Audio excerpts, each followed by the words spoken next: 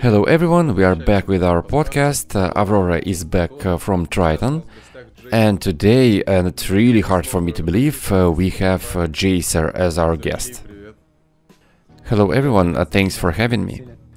Before the whole thing, we've been thinking how we can introduce Sergey here, and I think it's fair to say that he is one of the best players in our community, cash community. And I personally really miss your yearly reports. We've been reading your blog for years, and it was really nice to see that every year you're doing better and better. So I really miss those, and thank you for coming. Yeah, hello everyone again, thank you for having me, I'm really glad to be here, and thank you for such an introduction. Many years have passed. I like to reread those yearly reports sometimes myself, to kinda relieve those emotions. And for everyone who watches us or listens to us, if you have a diary or if you have a blog, I would recommend you to do those year-end reports. Mostly for yourself, because it is really nice then to reread all those year-end reports after some time. There's the myth in poker that no one leaves the game for good.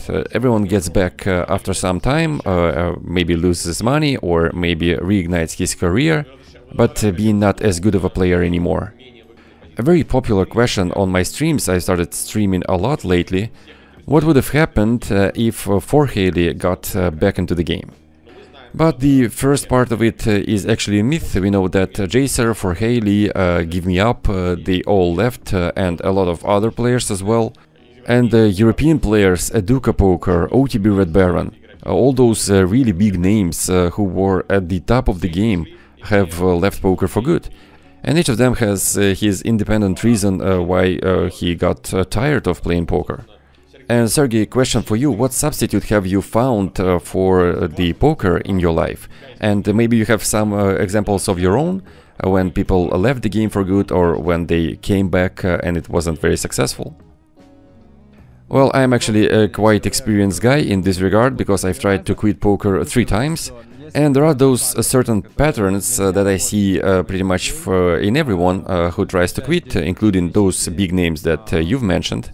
There's this void, this emptiness that appears inside after some time. In my experience and in the experience of my friends who also quit poker, there are certain patterns. First, you are in a state of euphoria. You have a lot of free time, you don't have pretty much any stress, and you can do anything you want. You have a lot of new hobbies and so on. But over the time you get tired of all of this, you lack this action that poker gave you. You don't have this clear path where you know exactly where you're going. First time I quit poker, and I did it 3 times. I started reading a lot of books, started learning English, started doing a lot of sports, and all of this self-improvement stuff. At first it's really entertaining, but over the time you get bored. Your brain starts craving for this food he used to get from poker, which it lacks now. So it's really important to fill this void with something that will bring you at least somewhat same amount of emotions and food for your thoughts, let's say. And to me, I found 3 activities to help me with all of that. First one was around all those recent years. It is coaching, which allows me to take the best part of poker, like strategy, analytics, analysis. This intellectual fight against your opponents, although not your opponents anymore, but still when you think how to outplay a certain player. And coaching gives you all of that when you work with your students. Plus, coaching activity doesn't bring any stress in your life, which you always have when playing a session. Second, I've started my own YouTube channel, which helps me to combine creativity with my poker knowledge, to create product which I hope would be useful for someone. And third is reading about how the whole world works. I read everything from psychology to politics and geopolitics and so on. It's really interesting to learn how the world works and to feed your brain with this information, to live a more interesting life. The only time I've been out of poker for a long period, 45 days, I lacked this pleasant feeling that I am doing something. You're kinda on vacation, but you're not. Like for example, if you go to a ski resort, you're doing something, right? If you're skiing, you have to climb the mountain, then you have to ride down this mountain. There is some process going on. But when you've finished your career, you have this annoying feeling that you're just idling about. And you constantly have those flashbacks of how you finished the session and then you went over your hands. And of course, it is completely useless in the outside world, but it was nice doing something. So yeah, using Sergey's words, it is really important to fill this void. Those 3 points that you've mentioned, first of all, you still have poker in your life through coaching, plus creativity with your YouTube channel, and learning about the world is also really important. All those religious stuff maybe, and religious stuff could be also interesting, knowing history, future happens in the past, and all of that stuff. And with that, we have a question. Is it possible for you to get in your best shape, and how much time would you need for that? Well, it's an interesting question, and there is a very practical answer to it actually, because in 2023 I've been playing app poker for about 3 months with some weird structures. And at first I kind of relived my poker use for the second time. I've had this huge serotonin and dopamine injections. But then over time I again felt burned out and I've been reminded why I've decided to quit poker in the first place. And in terms of my shape, as I said, the format was weird, so I had to change my preflop game, I had to do a lot of calculations on remote servers, but the post-flow game pretty much remains the same, no matter what preflop structures are. So in terms of getting back in shape, I think it took like 2 or 3 weeks, but of course it's not even close to the shape I was in the end of my career. I reached a level of play that simply allows me to play profitably at the tables. But if you're talking about standard 6-max games, the ones that I actually used to play without antis and all this weird stuff, I think it would take me a little more time to get back in shape.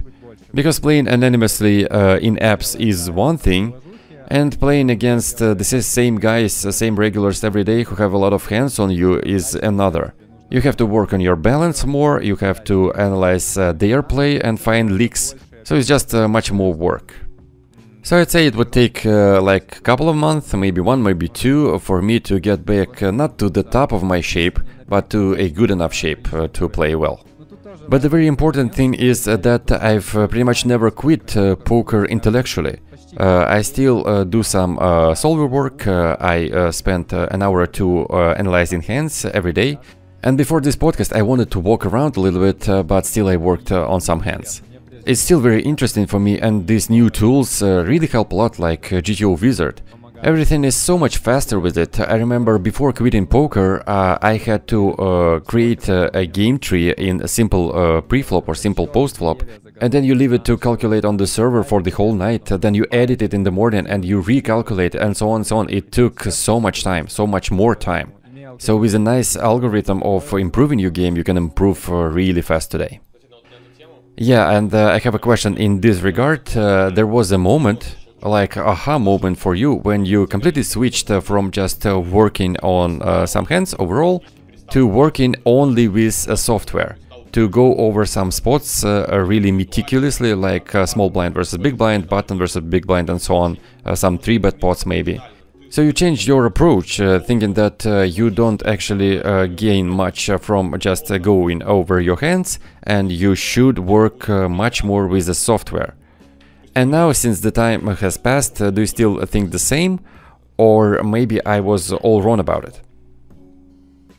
Well, it's not that simple. Everyone is different, and I like to compare people to neural networks. We all learn the same way, through experience, through practice, and working on theory, and everyone's different. For somebody it's much more beneficial to work with software, and for someone it's more beneficial to discuss hands and work with like GTO trainer. And I think that there's an optimal ratio of spending time for everyone, like X on this and Y on that. And to me, yes, I found that it is much more beneficial for me to work with the software and spend less time analyzing hands logically, so to say. But if you take my students as an example, especially guys from NL200, for them it is really important to work on logic. The most common mistakes for those guys, for players from NL200 to NL500, are logical. So you can study and try to copy solver as much as you want, but it won't help you really if you don't understand the logic of decision making. People make those mistakes not understanding the reasoning behind actions, not understanding sizing choices and so on. And even players from like NL1000 and even NL2K and NL5K sometimes make those mistakes. So yeah. Before this podcast, I've been thinking about how I can characterize the strong aspects of your game, and I think that logically your game is actually really strong. You were really good at finding sizing tells, and you've taught me a lot about it. Now I always think if I can fold out splits and will my opponent turn his mate hands into bluff. And you were really good in turning your mate hands into bluff, and that helped you find spots where your opponents will turn mate hands into bluffs. And I remember your battles against Teenage Turtle. You probably don't even remember him, you were fighting him on NL200. And I've checked, he's still playing, he's still in the game, he's playing higher now, not so much higher, but still. But the idea is that he is one of your first big rivals, and you had really nice hands against each other, with turning some mate stuff into bluff and so on. And what do you think about it? And do you agree that this solver part is not actually the strongest part of your game? Well, it's an integral component of the game, you cannot separate it, because if you don't know the fundamentals, if you don't know the GTO strategy, then you don't know how to adjust and how to exploit. And all of your exploitations would be just a instinct game. You cannot justify your adjustments. We can make assumptions, but they would probably be far from the truth. Without knowing how equity works, range versus range, who has to bet and how often, which sizing to use, polar or not polar. The GTO is the foundation of your house. I will bore you with this analogy probably, but I keep repeating it. The GTO is the foundation of your house. And no tornadoes, no winds of change will blow away your foundation. And the exploits are the scenery, your walls, your roof, your solar panels, all the stuff you want to build and improve to keep up with the time. Because pool tendencies always change. I can give you an example. Since GTO Wizard came up, people started playing a lot closer to GTO preflop. They now call a lot more with hands like Ace-King, Kings, Queens, Aces, in some re-steal spots where before people always tend to re-raise. And it affects post-flop as well. So you have to realize those things and you have to readjust. But if you have a really good understanding of the fundamentals, it is really easy to readjust. Without it, you can only readjust following your gut feeling, and you cannot justify it. A few more words about the strong side of my game. First of all, the integral part of deep understanding of the theory and understanding of adjustments and exploitations, and the reasoning behind our actions, and reading opponents. And I think I could be wrong, of course, but I think that one of the strong parts of my game is reading opponents. By playing not so many tables with the same opponents over and over, I get an understanding of those guys' thought processes. And sometimes I can even get in someone's head, but not always. Yeah, and I remember when you first tried to play poker apps, not in 2023, but the first time. You were angry about the anonymity of the pools, about everyone having many accounts and many nicknames. So you had to play without this competitive part of the game where you can get into someone's head and understand how he actually thinks about the game. Yeah, I disliked this part, and also the SPR post-flop is smaller than in your standard 6-max tables, so the post-flop game is more primitive. and not that interesting, and those anonymous tables, all of this kinda misses the beauty of the game, where you play 100 plus BB stacks and you can make mistakes pretty much on every street. Without it, it's not that interesting. Well, besides the technical part of the game, there is a mental part as well, which affects pretty much everything. And I remember back in 2011 you had a post where one of your goals was to get rid of all the mental issues such as tilt, emotional decisions and so on. And a follow-up question, have you managed to do that? And how did tilting affect your game when you were at the top? Or maybe you managed to completely get rid of it? Oh, that's a great question. Thank you for asking it. First of all, my temperament is not suitable for a professional poker career at all. One of my friends called it a Nordic temperament, when you accumulate all the stress, all the frustration, until the point when you just blow up. Oh, there's actually one famous guy who said that, but I don't think he's your friend. Yeah, anyways, the best temperament for poker is what Alexei have, I believe, and Nikita Fish 2013. When a player is really calm and pretty much nothing phases him, and at the same time he really loves the game. He really admires poker. That's a perfect type of a poker player for you, with this psychological aspect.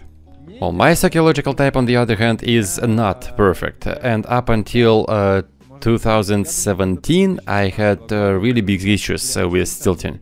I never broke mouses or keyboards, but I played really poorly and had emotional problems, which are not in any way suitable with poker. Some ego issues when someone outplayed you or won against you and you think it's not fair. And it took around 5 years to get rid of those problems, and I remember this moment really clearly in my mind because I've kept a diary, a psychological diary. And I remember that the first time that I was fine with my psychological performance, so to speak, was in around 2017, maybe 18. And for the last years of my career, I don't remember making a lot of mistakes because of tilting, or maybe when playing the highest stakes. And at some point I've been selling action, but mostly I played for my own money. Including very fun games. I don't know if you ever discussed it or not, but there were times when Limitless pretended to be a fish at NL40K at GG Poker. These games went for like a week or two. We were battling out every day, and it was really fun and really hurtful as well. Oh, it's a weird story actually, not everything is clear about it, but yeah, we've mentioned it here. So you've reached a mental state that you were okay with only in 2017. If I remember correctly, you were already playing like NL20K, well, at least NL20K at Party Poker. So you're saying that you've managed to figure out all those psychological problems with your game only when you were playing like high stakes already. Well, I don't remember exactly what stakes I were taking shot at the time, but it was in 2018 that I finally managed to deal with my demons, and from 2019 and on I had no problems, no psychological problems. But there's a very important detail about it. I had to pay my price. I had to break and sort of rework my emotionality. And it made me more like a robot in my day-to-day life. And of course it has affected my life, it has affected my relationships with people, for example. And there were a lot of fun moments around it. I remember in 2021, when I've already quit poker, I had a photo shoot for my Tinder account. And the photographer says, come on man, smile. And I'm like, yeah, well, I am smiling. And he's like, no man, you're not, this is not a smile. And I had to suppress all of those emotions, and of course it's not good for me. And of course it was amazing for poker. I managed to rewire my brain for a great poker performance, but it wasn't good at all for my day-to-day life. And without a doubt it had a very negative effect on relationships. So breaking and rewiring yourself is, yeah, a questionable thing. And I remember this moment, and we know each other for quite some time now, and there were times when we were communicating a lot, like at least a few times a week, every week, and I thought that probably I knew you better than my own sisters. And of course everyone changes over time, and preparing to this podcast, I was reading your blog, rereading it, and I remember times when you were very adamant about pretty much everything. And we were talking about your approach to analyzing hands before, and I remember that you were very concrete about things, like here we should always bet because we always fold out splits, and here we use all of our range and stuff like that, and I think that it really helped you a lot. And I really like your analogy about the foundation, and I think that you are this type of player that when you see maybe a brick missing in your opponent's foundation, you will basically crush it. You will wipe him out. And I remember when Sergey opened limps on the small blind, for example, and you check too fast, too quickly on the big blind, you should be ready to play for stacks on certain boards, because Sergey will never let you go for free. And you were that concrete and that adamant not only in playing poker, playing certain hands, but in your approach to game as well. Like during this short period of party poker's heyday, you decided that you will play like 16 tables of NL400 and NL1K, and you were very adamant about it. Then you decided that you will play only 2 tables of highest stakes, but you will pay maximum attention, you will make tons of notes on everybody, and you did it. You actually had those walls of notes on every player. So when you did something, you gave everything you got. While at the same time you were drastically changing your approach to the game, like 180 turnarounds at some points. And now, over the years, what do you think are pros and cons of your approach, and do you use the same approach to your life as in poker? Oh yes, in my everyday life I was also adamant about many things. And one of the biggest wisdoms I discovered in my life, well, at least I think it is a wisdom, that pretty much every truth in this life is about balance. If you take politics, for example, all those alt-right movements or far-left movements, they all led to a catastrophe. So everything should be balanced. If we take poker, there were times when I was focusing on poker only, forgetting all the other aspects of my life, and there were times when I were neglecting poker completely and having fun. There were times of total hedonism in my life, and there were times of total restrictions where I was only focusing on theory and nothing else, so I had only one thing in focus. And basically none of those approaches brings true happiness. None of those maximizes the experience that you can actually get in your life. And as trivial as it may sound, I'm getting more and more convinced that the answer for all the questions is in balance. And in poker, same thing. This adamancy helps maximizing the number of iterations. Like at some point at Full Tilt Poker, I decided to get the highest loyalty status. I don't remember how it called, like Supernova Elite. So I just started playing a lot of tables. Over some time I realized that this approach does not work, so I just change it. Then I play a small number of tables and eventually I find the middle ground. So it's just a way to quickly realize what works and to find some optimal model for you, instead of being afraid of everything and always stay in this nowhere land, without any understanding how those extreme approaches work, like playing exactly 2 tables. The biggest insights in poker, like some of the biggest insights in poker that I had, were when I was, after the surgery, lying in my bed without an opportunity to get up and without an opportunity to play at my monitors, so I had to play on a laptop with only 2 tables on Full Tilt Poker NL400, and because of that I had to play really attentively, and it actually gave me a lot. And this approach is also quite extreme, playing only 2 tables for like 2 weeks. By the way, I do remember that Invoker actually has recommended to play like that at some points, just for a change, and he actually gave a lot of good advices. Yeah, that's true. I really hope we can hear those advices from him at some point, and we have an idea of making a video about Invoker, because he was really ahead of his time in poker in terms of logical play. By the way, you two have a lot in common, I think. And anyways, when you play with someone all the time, it affects not only your game, not only your poker game, but also other aspects of your life. So Invoker has affected all of us, I think, to some degree, but not as much as OTB Red Baron did, because he's like our poker father. We've been talking about ending poker career, about quitting poker today, and I wonder what do you think is the age limit for playing high stakes? Like from which point you cannot play high stakes anymore because of your age restrictions? Or maybe there are none of those.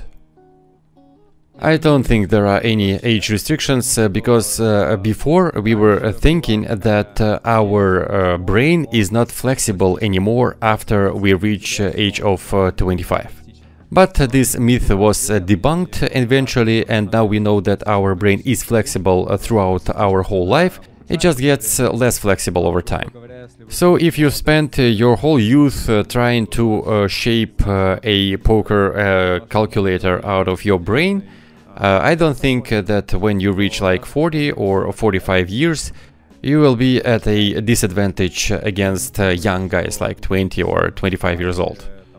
Poker doesn't require reaction, and in cash games you can really deeply understand some spots and know exactly how to adjust to certain opponents. And it's really hard for me to imagine that in 6 max, which is basically solved, we have a almost perfect GTO solution for 6 max games. Well, maybe it will improve over time, but I don't think it is going to change drastically. I mean, since the appearance of solvers, the game hasn't changed. I mean, of course, pool tendencies change, exploits change, but the range versus range interactions stays the same. Because everything is static pretty much here, right? The number of chips, the ranges, open ranges, defending ranges, and thus the range versus range interactions. So there will be adjustments, I believe, but really tiny. And thus I don't think that older guys will fall back against younger and hungrier players. I have another story for this one. When I started streaming a lot and started making podcasts like this one, I also started communicating more with younger players, like successful players already playing NL100, NL200 or MTTs, who are like 18 or 19 years old. And I also met some of those guys in Thailand, and talking to them I realized how old I am. I mean, I'm telling them stories that happened like 13 years ago, and I'm realizing that they were like 5 or 6 years old at that time, so they weren't even in school. And that makes me think of myself as a poker veteran. But I think that what Sergey said is true.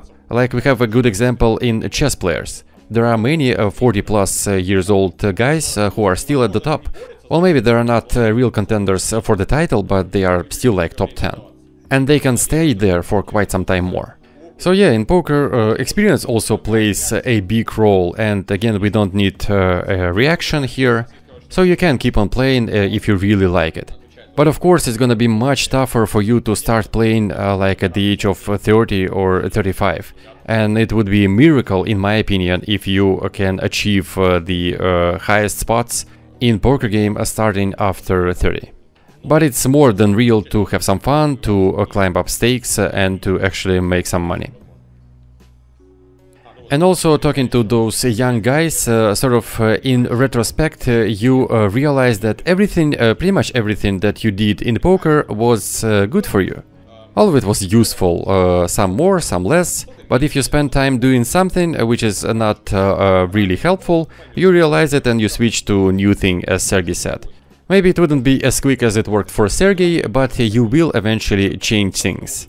So by simply working on the game and spending your time learning the game, you will reach some heights. And what I would recommend to my younger self, and a lot of younger players actually ask me this a lot, well, most of my advices are not about poker, but about stuff around poker. Mostly it's about healthy life, like walk more, swim more, don't sit too much, visit sauna, work with the coach in the gym, and start it from the get-go. Consider it a part of your job. And when I'm talking about it, I feel even more old. And Sergey also said that he left poker mostly because of the stress that the game brings to your life. So yeah, don't neglect sleeping schedule, nutrition, exercising, and your overall health. Well, maybe Sergey has something to add. Well, yeah, I completely agree with you. Like 90% of poker players that I know have some health issues. Some of them are more severe, some are less, but anyways, you have to work with all of them. And maybe all of those problems could have been avoided with a more careful approach from the very beginning, as you mentioned. So yeah, healthcare is a very big thing, and I want to add a couple more things that are crucial to achieve success in poker. First of all, you want to have a realistic picture of the world around you and of you in this world. I knew many talented players who had a good understanding of the game, but also a huge ego, which didn't allow them to grow, didn't allow them to accept that they probably do not understand some parts of the game. Those players never reached anything spectacular. They got stuck on stakes like NL200, thinking they are the smartest ones and blaming all their losses on variance. Well, at least most of their losses. While they had crucial logical mistakes in their game, they overestimated themselves, underestimated everyone else. So yeah, things like ego can be insurmountable obstacles on your way. So it is really important to work on the mental aspect of the game. Also, the environment is very important. The people that you surround yourself with, like Alexei said, we've been communicating a lot, like a few times every week. And there are not so many people that I worked with so closely as with Alexei, and he is definitely number one in this list. So thank you for the experience and for the fun times.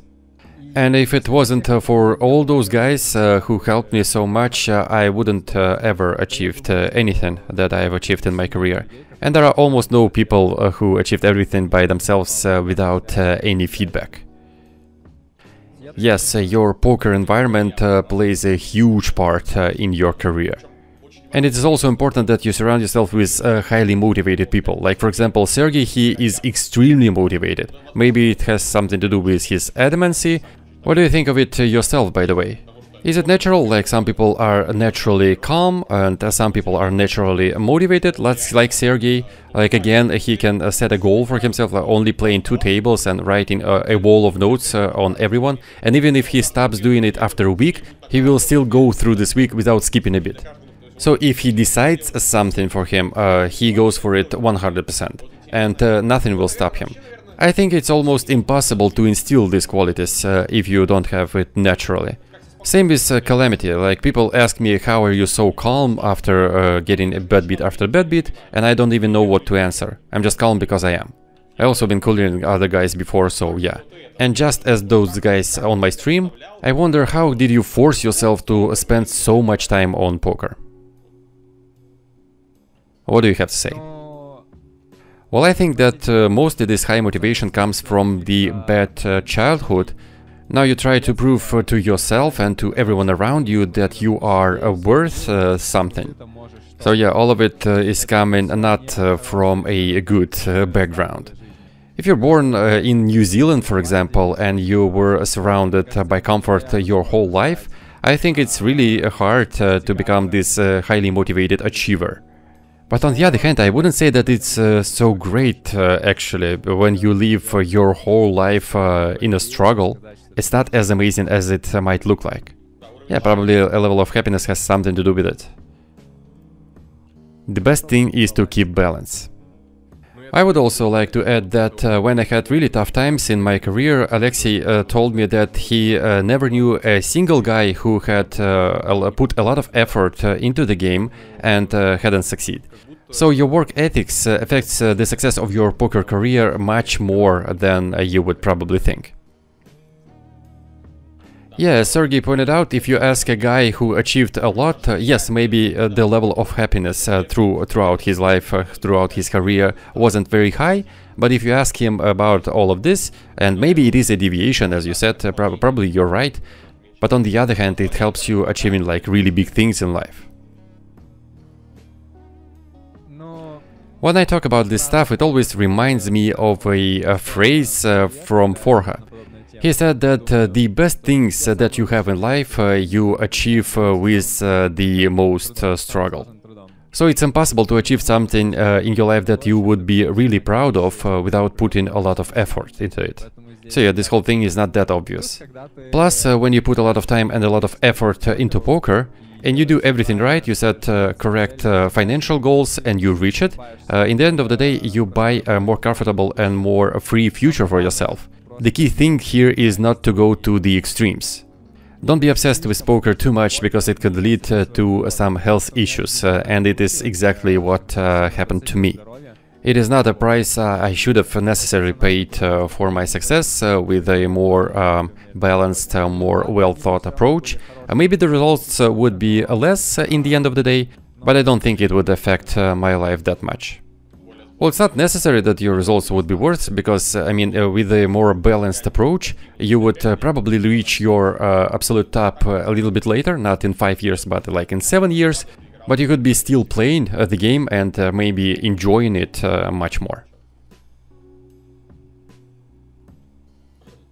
Okay, now we want to talk about the future of poker. We've talked about it a little bit before.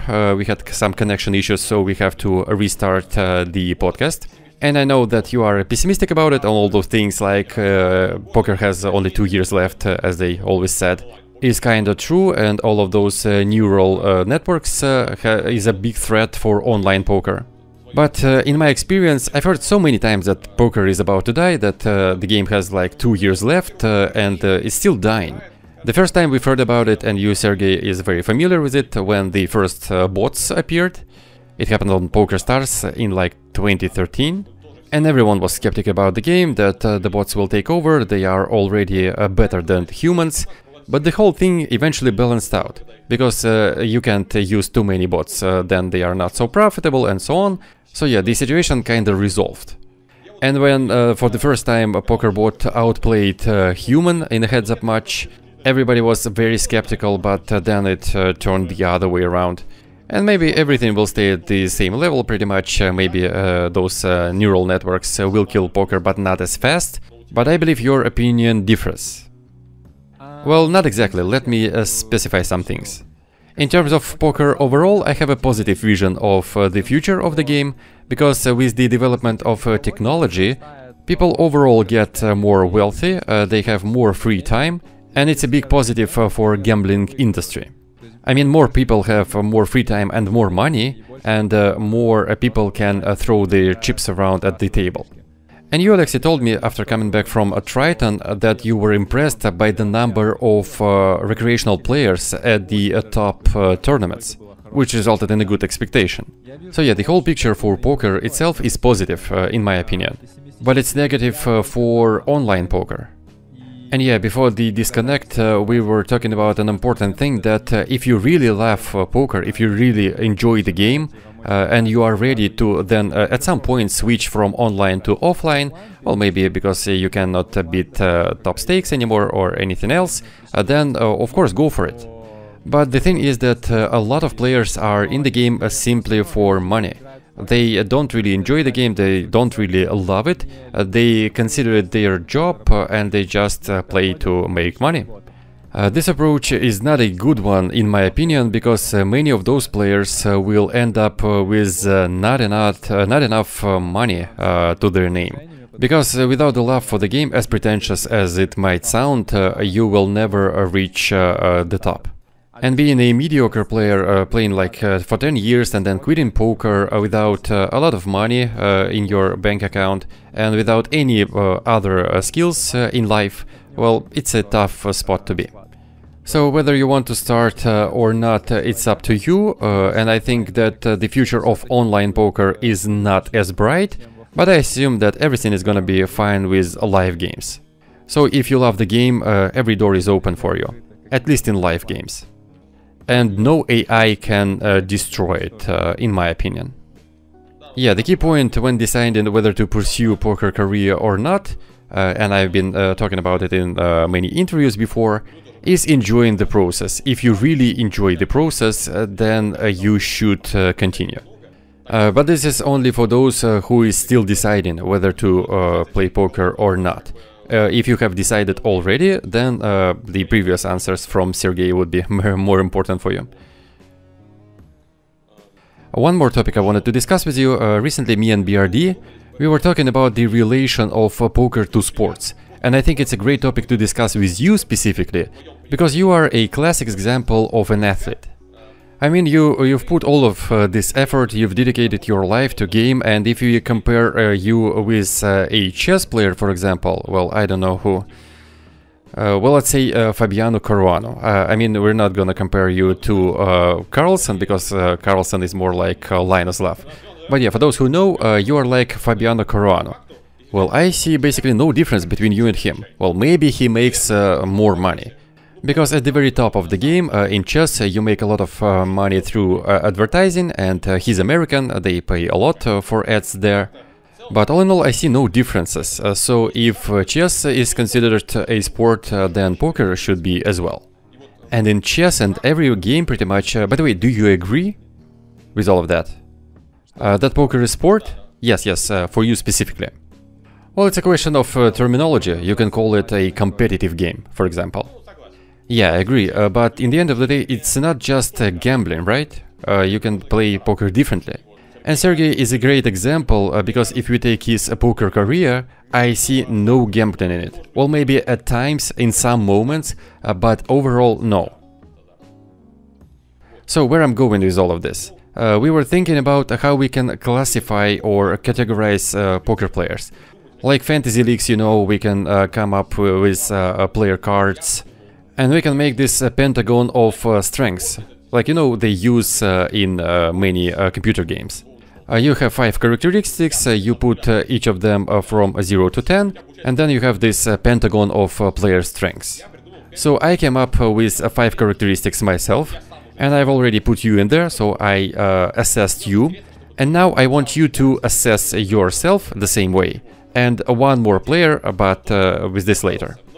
And again, it's totally subjective, there's nothing objective about it at all. Let me DM you this pentagon, and then you can assess it, and we will come up with the picture, so it will look nice and cool. And what's interesting to me that you subjectively assess yourself, and then I do it separately, and we can compare. I think it's fun. Well, you can think out loud on this one, like go over your thought process, and I did it already, as I told before. So you can assess yourself, again, nothing objective about it, the whole thing is totally subjective, and then we can compare it to my assessment of your game. Well, okay, let's try it. Okay, level of play against regulars from 0 to 10, well, I'd say 8 on this one. A level of my play against recreationals, well, I think we can put 10 here. If those guys are playing high stakes, then it's definitely 10. Okay, maybe 9, but anyways, it's going to be high for me. Work ethics and discipline, definitely 10. I know it's not very humble of me, but unfortunately it's a 10. Mental toughness, I'd say a 7.5. Even though I got rid of many big issues, big mental issues, it's still far from the from 10. Understanding of equilibrium, well, probably 8.5, maybe 8. Well, actually, it's really close to what I gave you. I didn't use those halves, only whole numbers, but it is really close. Level of play against regulars, 9. A level of play against recreationals, 8. Well, I may be wrong on this one, but I always thought that when you're playing against a guy who is slightly weaker than you are, you're just demolishing him. You read his strategies well, you read his ranges well. And in terms of playing against VIP opponents, well, I actually thought that you're not crushing them as much as you do against weaker regulars. Like this poor guy comes from an L1K and puts a wrong bet and you are all over him. So maybe this is why, from my point of view, it seemed that you are playing better against regulars. Work ethics 10, of course, you are definitely the guy to get the maximum score on this one. Mental toughness 7, understanding equilibrium 8. So yeah, really close to what you gave yourself, so probably not that far away from truth. Well, in terms of my game against fishes, I specifically pointed out the stakes. Because in regular games I'd give myself a smaller score, but in VIP games, like the time when Limitless tried to impersonate a fish at an all 40k, I had like 3 whole pages of notes on him. I almost chewed through his soul, and for the first like 3 days I thought I'm playing against a fish. Then I realized that he is a regular, but a regular who doesn't know that me and the other guys, Give Me Up, Lucky CPS and Stefan, have figured out that he is a regular. There were some random MTT players who made a lot of mistakes, some bomb hunters who also made a lot of mistakes, with one soft flop of 42%. So I don't think he immediately realized that we have figured him out. And we didn't stop playing at that time. And this was a huge multi-leveling war. And I had a lot of notes on him, and it basically was like playing against a fish, because my game was hugely exploitative, and a lot of fishy things going on. And I was trying to target pretty much every weakness in his game. And another example, I'm not going to tell you the nickname of the guy, but it was like the most successful of my sessions. It was 20 hours long. I was playing 2 tables against this guy on an L20k GG poker, and I really thoroughly analyzed his game brick by brick. And in the end, I was feeling that I know his game in and out. I know everything about his game. But when it comes to basic fishes which you encounter on your regular stakes, then yeah. It would be like 7 or 8.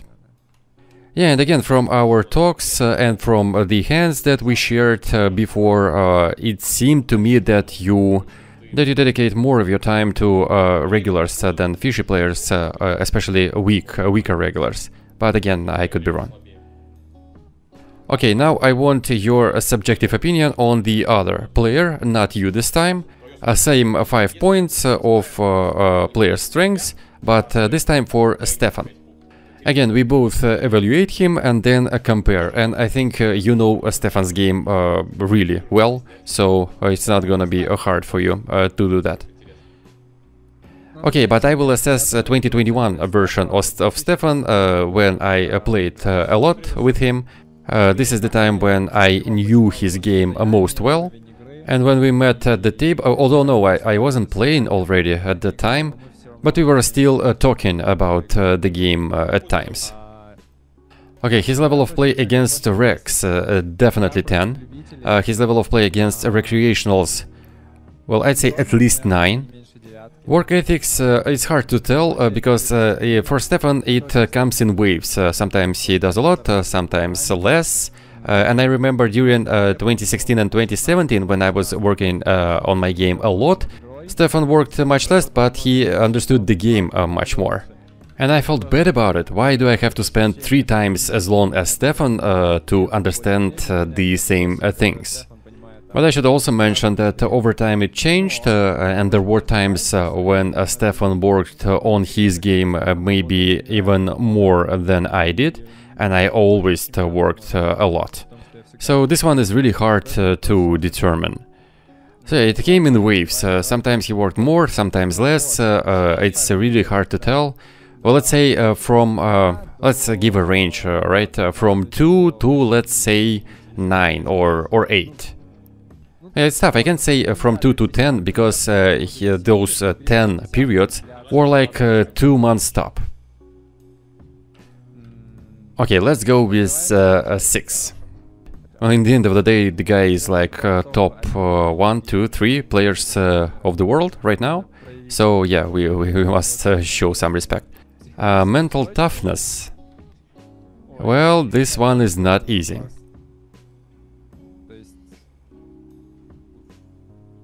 We can have different experience, right? It's tough to say what he feels actually. Does he allow his emotions to go beyond the chat? Or he just leaves all these things in chat and it doesn't affect his game at all. I have a story about him, and maybe it would help. There's nothing private about it, and anyways, I've talked about it on my stream already, so yeah. When we met in person, he said that he played most of his hands like 70 or 80% while tilting. Like 70% tilting, 20% in a fine condition, and 10% A+ game. And he just learned over time how to play while tilting. So he can produce a high quality game during tilt. That's his explanation. Well, maybe you won't agree with him.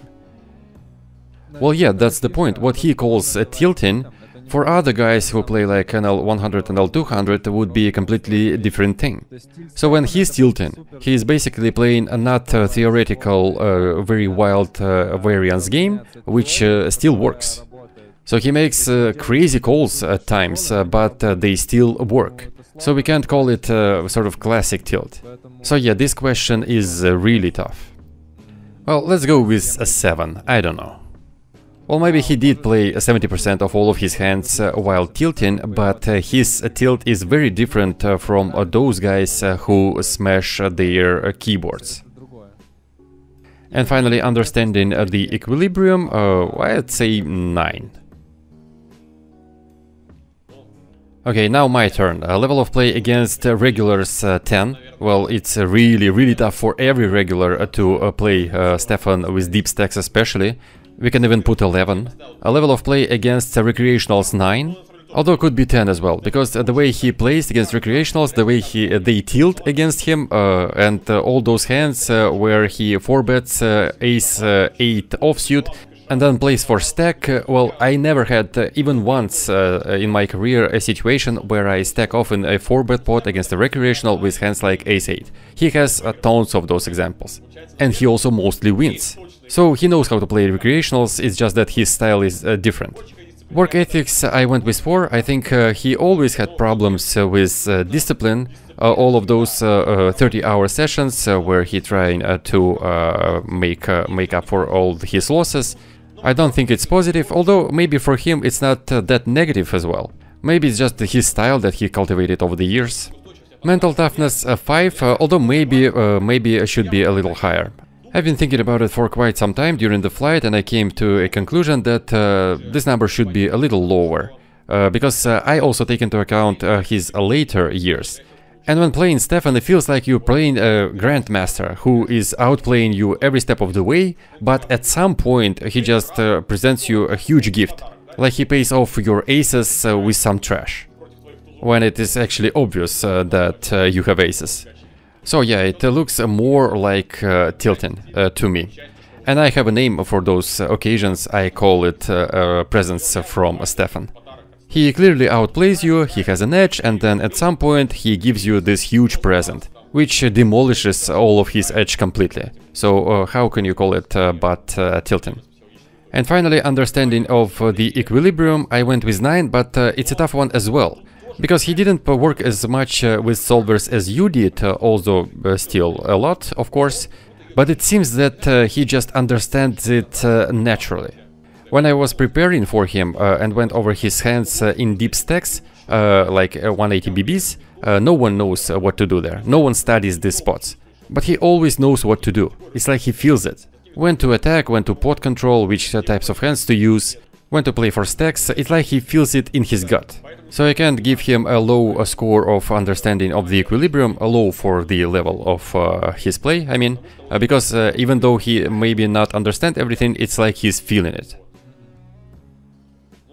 By the way, maybe you have any ideas on this categorization or classification that we came up with. We want to make poker more sports-like, and we want to assess players in some ways. Well, maybe you have something to some ideas. Which criteria to add, or maybe to change or get rid of? Well, it seems reasonable. Nothing comes to the top of my head. Well, maybe talent, but it's a very blurry term. Yeah, I've been thinking about it too. It's really hard to tell. It's really blurry, as you said. And for Haley, probably will be very angry if we be honest about his talent. And there are different types of talents in different things. Well, not necessarily. From my experience talking in person with different players, I'd say that Stefan is #1 in terms of talent. If we consider talent as a time you need to understand a concept in poker. and to improve faster than playing field.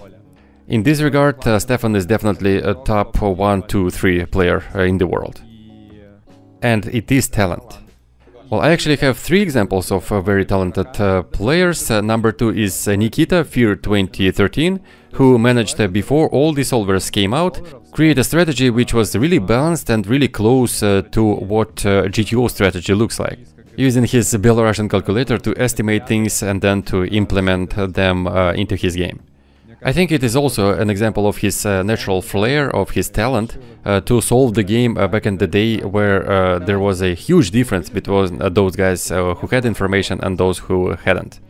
And for Haley, he also has a talent, but his talent is a little different. He has a phenomenal memory, he has great ability to work and endurance, and he's also very good in getting into his opponent's heads. So it is also an example of a talent. But his work ethics and discipline is like 11 out of 10. And mental toughness also around 10. And a couple more questions that are not following the line of our conversation, but anyways, very popular questions in an English-speaking community as well. Everyone keeps asking me on my streams, and on a Triton event, many Europeans asked me this question. Is it true that OTB Red Baron got his hands on the solvers before everyone else, and this is why he was so good? Well, me personally, I think it's not true. I'm sure it's not true.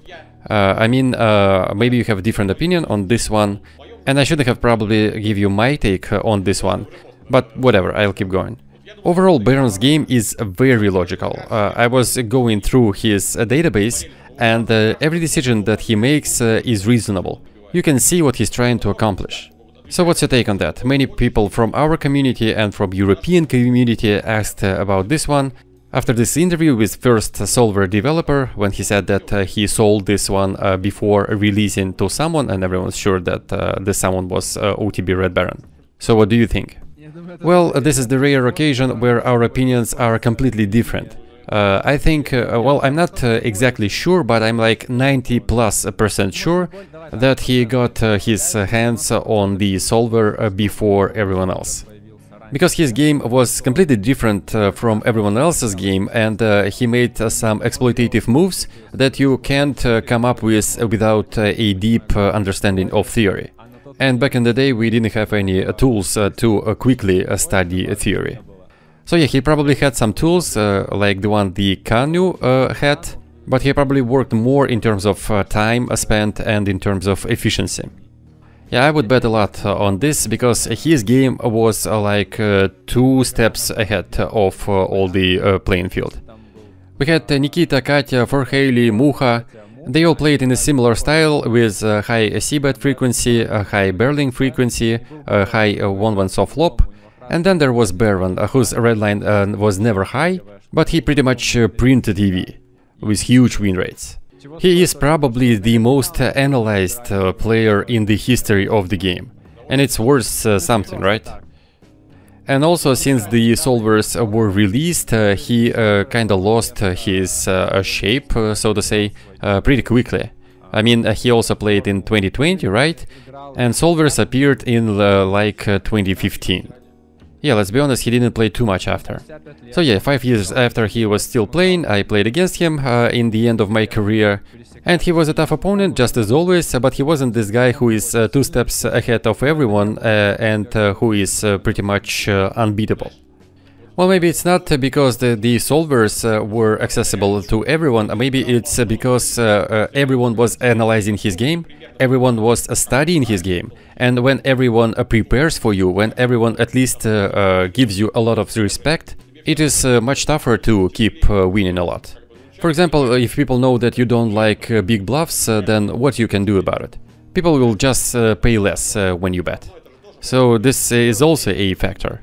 And my argument is that during that same time we had Avr0ra, a guy who did really weird stuff, bluffing without equity, which no one did back then, playing out of line, and he had a GTO assistant. He got caught using a GTO assistant because they analyzed his hands using solver, and it turned out that in some weird spot you have to bet queen 4 offsuit 4 or 5 pots, And he did that, and it was unhuman-like, and that's how he got caught. But Baron's hands, all of his hands, I went through many of them, were very logical. Like hands played by genius, by 200 IQ guy. He played his flushes well, he played his draws well, and he didn't have these spots like Avr0ra did. But yeah, maybe you're right, maybe he just studied differently. Well, I don't know, maybe you are right, it's really tough to tell. Yeah, it is tough to tell, and hopefully we will find the truth at some point. And another question I want you to answer, I know that you are in a hurry, but please answer. There's a new star on high stakes, Daniil Vasilyev. Daniil on PokerStars. His way to the high stakes was really tough. Well, he was always around, he played NL1K, you probably played with him, I played with him. He didn't come out of nowhere, but he always did take very aggressive shots at higher stakes. He didn't sell a lot of action as well, so he tried this on his own money. I heard some stories about him using a very aggressive bankroll management. He was beating a lot of players on NL10K, NL20K, but then he kept on losing everything to Linus and Barak on NL40K. So yeah, it was a very tough climb for him, but at some point he reached the highest stakes, and he took away a couple of stacks from Barak. He also outplayed Linus, and he got lucky in some very long sessions, 20 hours plus. So yeah, he won a lot of money, and everyone's afraid playing against him right now. And he also has this very Stefan-like, young Stefan-like game style. When, you know, there are these types of players who don't win much, but they don't allow everyone else win much. So they irritate everyone at the table, playing very aggressively, and then one of two things can happen to those guys.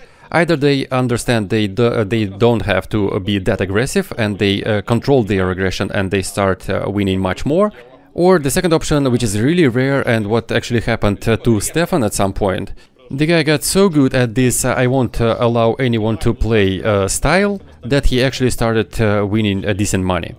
And this happens really rarely when those guys who won't allow anyone win and wouldn't win themselves turn into a player who won't allow anyone to win but will win himself. It's a very rare case, but the most famous example are Lucky CPF and Stefan. And now Daniil Vasilyev as well. He turned the stage nobody wins and I don't win into nobody wins and I win. And it's interesting, well, I already told everything myself, there's no room for you to answer anything. But what do you think about this situation? Maybe you have some other examples. And do you agree with this concept?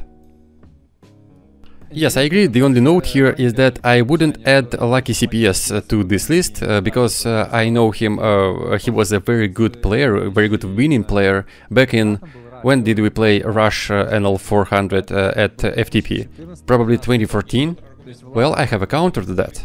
When he and Stefan moved to 2 stars, they started really poorly. And everyone was saying, look, those FTP guys can't win anything on stars. And I said, oh no, guys, just you wait. They are here to win. So there were times when Lucky CPS was much more aggressive. You can ask him yourself, by the way. And he was losing money for like 200k hands. Well, I think it was a short period of time, because Vlad is one of my closest friends, and I know him throughout his whole poker career. And he is one of the most consistent players. If he were to publish his lifetime graph, I think everyone would be surprised how smooth it is. And his game is actually very smart / aggressive. He never spews, so I don't think we can call him one of those guys who wouldn't win themselves and won't allow everyone else to win. He was winning consistently for a long period of time, and now I think he's definitely in a top 10 best players in the world. He doesn't want to play high stakes because he likes comfort. But in terms of understanding of the game, he is definitely top 10 in the world right now. And if he wanted to, he could definitely reach top 3. And regarding Daniil, I would agree with you, he actually is one of those guys who play very nasty, very unpleasant poker. And you either realize what's going on and then you are unbeatable, or you just lose everything. I can even bring you an example of a guy who played like this and then lost everything from the top of my head. Oh no, I can, a bit too easy. Yeah, a bit too spewy. He is the #1 example of this type of players. Yeah, and this guy we were talking about before, your nemesis, Teenage Turtle from NL200, he is also, I would say, this kind of player. Well, at least at some point. And his career didn't go that well. I believe he got stuck on mistakes, mostly.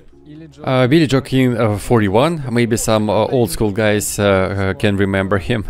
Anyways, talking of guys like Daniil, yeah, it sounds about right what you said about him. And don't forget how much variance is affecting things here. When we have a sample of millions of hands, then variance is just a non-factor. And we had a very good discussion about this in the previous recording, which failed, unfortunately. But if we take million hands with a decent table selection, it's impossible to lose money or even end up break-even. Even with an expectation of 3 BB per 100, you will at least have 1 BB per 100. And it's not a catastrophe. I think people don't really understand how variants work. They go from one extreme to another. Like when some guys win a lot of money, they consider them new gods of poker, who perfectly understand the game. And when 6 bots play with 0 BB expectation and end up with results from -6 to +6 BBs per 100, they think that variance affects pretty much everything. But it doesn't work like that. With an expectation of 3 BBs per 100, you won't end up playing worse than 1 BB per 100.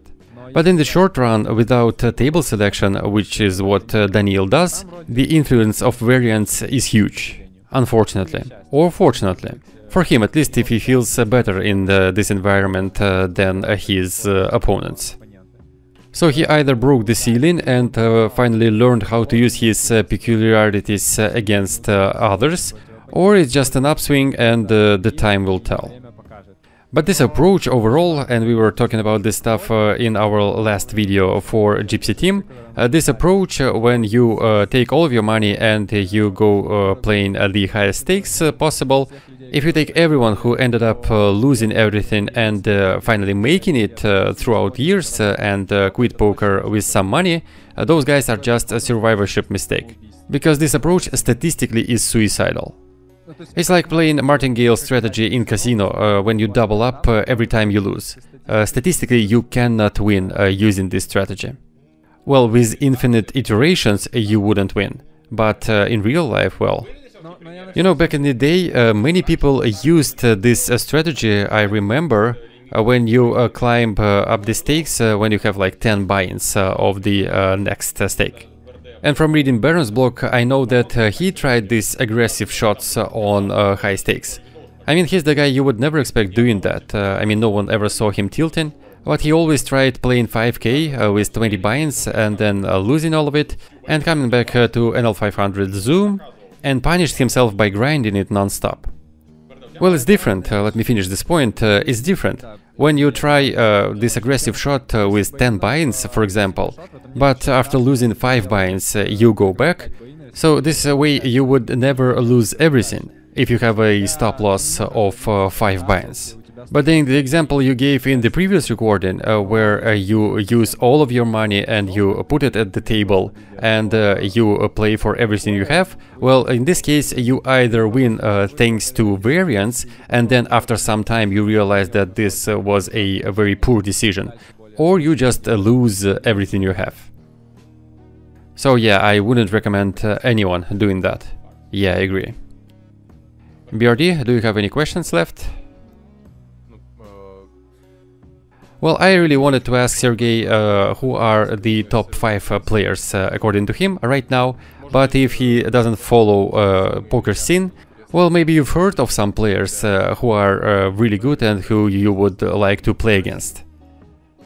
Oh, okay, I have a question and I know how to formulate it. Pick 5 players from those who play right now who you would like to play against at one 6-max table. Well, maybe 3-handed is better. Well, 3-handed is really easy. First of all, I want to play against Nacho, because he was one of my favorite opponents and I studied his game a lot.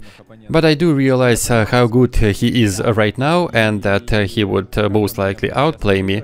So yeah, it would be really interesting to play against him. So 100% we take Nacho here. Who else I want to play against? Or maybe Davy Jones, because I've studied his game recently. Because I know his game, he doesn't know anything about my game, but of course he will still outplay me simply because of his skill level. His shape is nowhere comparable to mine. But it would still be interesting. This is my 3 max for you. 6 max, well, maybe any high stakes 6 max table at GG Poker. If someone backed me 100% and didn't care for this money at all, and I didn't care for this money at all, then I would like to play against current top players just to see what would happen. But of course it is completely irrational. Well, actually, you can find these conditions. Even I was asked to play Linus heads up with full backing from a guy at 40k. And he doesn't want anything back, it's just basically a free roll for you. Well, of course I didn't agree, because partly this guy who offered this, he just has a lot of money and he doesn't really understand what he offers. But you can actually find this type of backing in poker. It's just so interesting for some amateurs with a lot of money that they are ready to pay just to see if I can beat someone from the very top. Even such things are possible. So it is completely possible to organize a match between Linus and Stefan, for example, where they play for a prize pool that is gathered by the fans who organize this event. If you sell this thing right, you can totally do it. And finally, our congratulations to Sergey on becoming a father. We have a new dad in our community, we had one, and now we have another. So tell us please what changed for you. Well, first of all, when she was giving birth, I was expecting this feeling that Farrell explained in his book, that when a father first sees his child or picks his child on his hands, he has this huge hormonal release and so on. Well, actually, I didn't feel anything like that. I was just relieved because the process was quite hard for her. I wanted it to finish already, and I haven't slept for like 24 hours. So no hormonal release. But as far as I understand how this works in terms of psychology and physiology, the maternal instinct is formed while the child is still in the womb. And when he is born, going through agony and pain, the woman feels a great connection with him. This unconditional love. But it's not 10 out of 10 from the get-go. It shapes up over time. And it's different for everyone. Some moms doesn't actually feel any love and affection for their child. It happens sometimes. And for men, this connection with child happens over time, always, not instantaneously. Maybe for Farrell it was from the start, and maybe for some men it is like that, but mostly the connection forms gradually over time. The more time passes, the more attached you are to your kid. And it is actually quite easy to prove. Just take a look how many families with one mother we have around and how many families we have with one father. I think the ratio would be like 9-to-1 or along those lines. So yeah, for a man to get a real bond with his child, he has to spend a lot of time with him. And it rarely happens instantaneously, like, oh, my life has changed, now I'm a new person. Yeah, Farrell in his Telegram channel is very sweet about his relationship with his son, and about how he spends so much time with him, and how he really enjoys all of this. So yeah, in some ways, it is a well-intentioned propaganda of reproduction, let's say. Yeah, they're enticing us into it. Yeah, the older your child gets, the more you can connect and communicate with him. First 6 or 3 months, he just lays down, he eats and sleeps, and you just change his diapers, and that's it. You don't get anything in return, he just learns to express emotions, he learns to smile, and of course it's very nice, it makes you really happy, but I assume that the most interesting part is waiting for me ahead. Yeah, I agree, and you can really tell that Farrell is really happy about it. He is really happy to be around his child. He clearly doesn't fake it. and he really enjoys this. And I have this egocentric theory that when your child grows and when he goes to school, for example, you kinda get back in time and you go to school with him. You have this nostalgia and you kinda relive it once again. So even on the hormonal level, you get this enjoyment. Probably you know more about it, or some specialists in that regard. But I think it kind of works like this. And I want to go back to these times because I have a really fond memories of my school days. Yeah, and there is this moment we can do a little experiment with you and with our viewers and listeners. Try to close your eyes and imagine that you are 50 and you accomplished all of your goals, you visited all of the countries that you wanted, you traveled everywhere you wanted, you found a woman of your dreams, well, or at least you find a woman you are okay with. So what next? I think that this way, moving into the future, you will realize that you have actually missed something. So yeah, kids is just a natural part of your development, or us as humans. And by denying it, you can be really sorry. And it's not easy, but again, tough work, tough times is what brings us the most enjoyable results and the most amazing results, if we endure it and become stronger. Okay, I want to thank you again, Sergey, for coming here. I really enjoy talking to you about poker. Sergey does coaching, and I believe you had J School Fund. Maybe you will develop it even more, because I really want to believe that online poker will be around for a lot of time, or at least live poker for that matter. Thank you for a conversation. Thank you for having me, guys. Always nice to see you, and was a big pleasure talking to you.